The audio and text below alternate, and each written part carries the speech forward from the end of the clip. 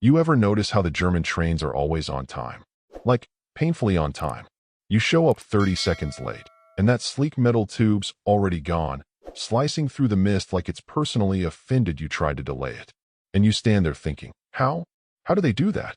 How can a whole country collectively treat lateness like a moral sin?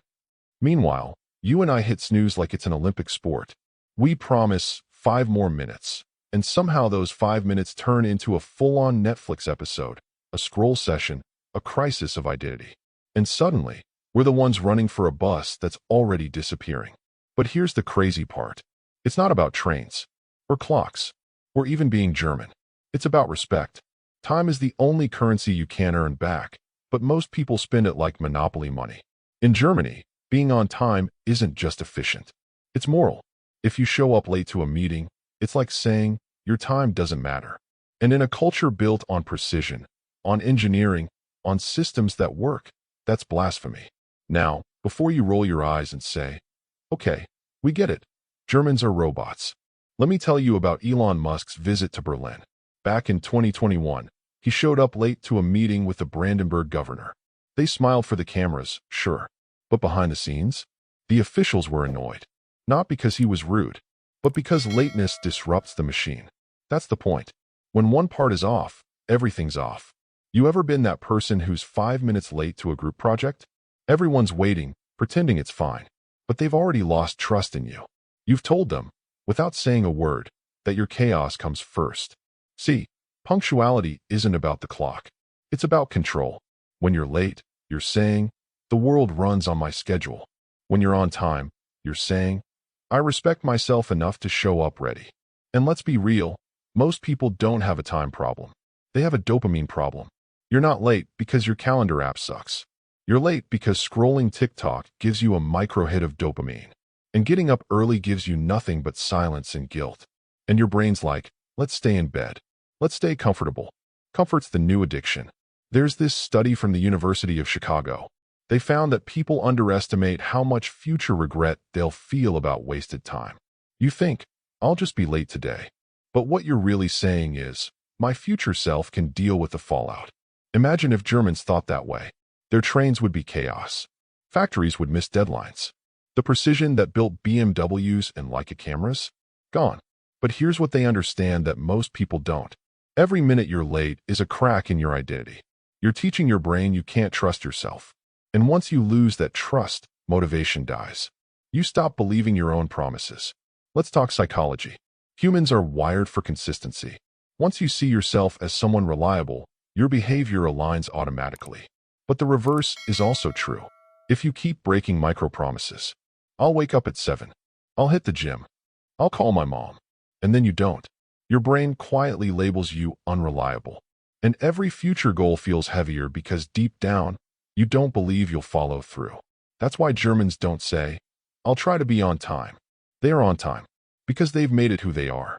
You ever notice how they plan? Not when I get there, but how long it'll actually take. They factor in traffic, the walk from the station, the time to find parking. While we're over here calculating vibes, let's get personal for a second.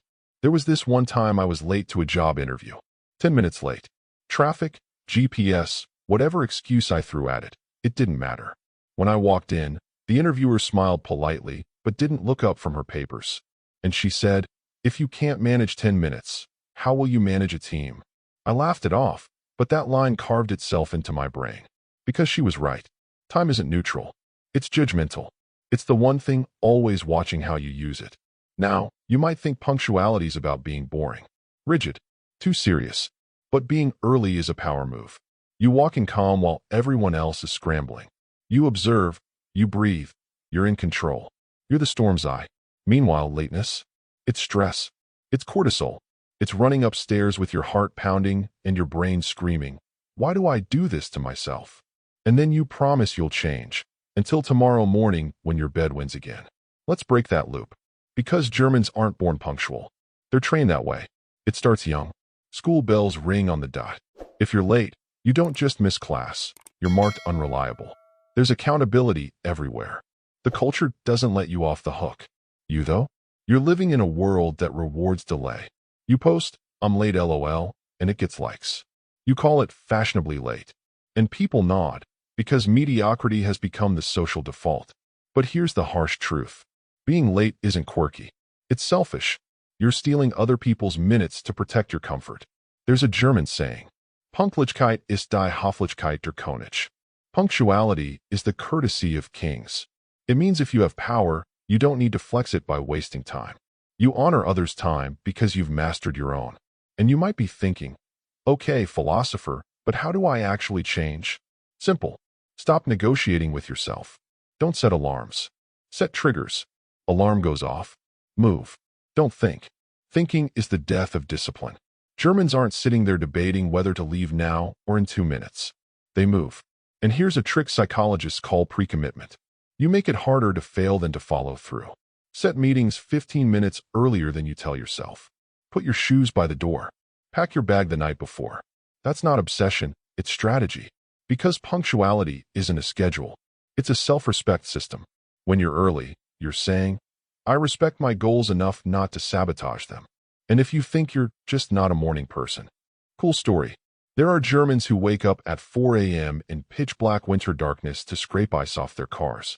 And they still show up to work before sunrise without crying about it on Instagram. Your problem isn't time. It's tolerance. You've tolerated chaos for too long. Look at your life. How many goals have died because of 5 wasted minutes? 5 minutes late to a meeting.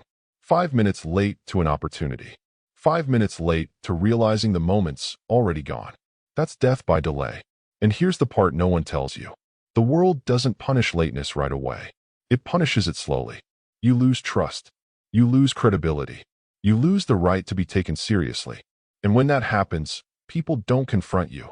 They just stop inviting you. Meanwhile, the punctual ones climb quietly. They show up early. They prepare. They don't brag. They win by default because consistency compounds. It's boring, but it's lethal. So here's the mindset shift. Stop thinking of time as something outside you. Time isn't the clock, it's your reflection.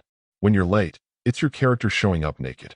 That's why the Germans build systems, not hopes. Trains run every 10 minutes. Processes are airtight. They don't trust motivation. They trust structure. Because motivation is a toddler and structure is the parent. You need a system that saves you from yourself. You want to be on time? Automate responsibility. Plan the night before. Set contingencies. Build friction into distractions. Make scrolling harder than starting. But above all, remember this. You don't have to want to be on time. You just have to become someone who is. Because identity beats intention every time. And maybe, just maybe, if you start treating time like a German train, your life will start running like one too. Because the truth is, time doesn't care about your excuses. It doesn't care about your anxiety, your mood, your all-nighters. It just keeps moving. And one day, you'll wake up and realize you missed the train, the relationship, the chance, the self you were supposed to become. So yeah, laugh about it. Joke about being late. But remember, every "I'm almost there" is another brick in the wall between you and your potential. Being early isn't about pleasing others. It's about proving to yourself that you can trust your own word. And when you can do that, when you can show up, not just physically but mentally, you stop being the person chasing time and start being the one commanding it. So tomorrow morning, when that alarm goes off, don't think. Move. Because time waits for no one. And neither should you.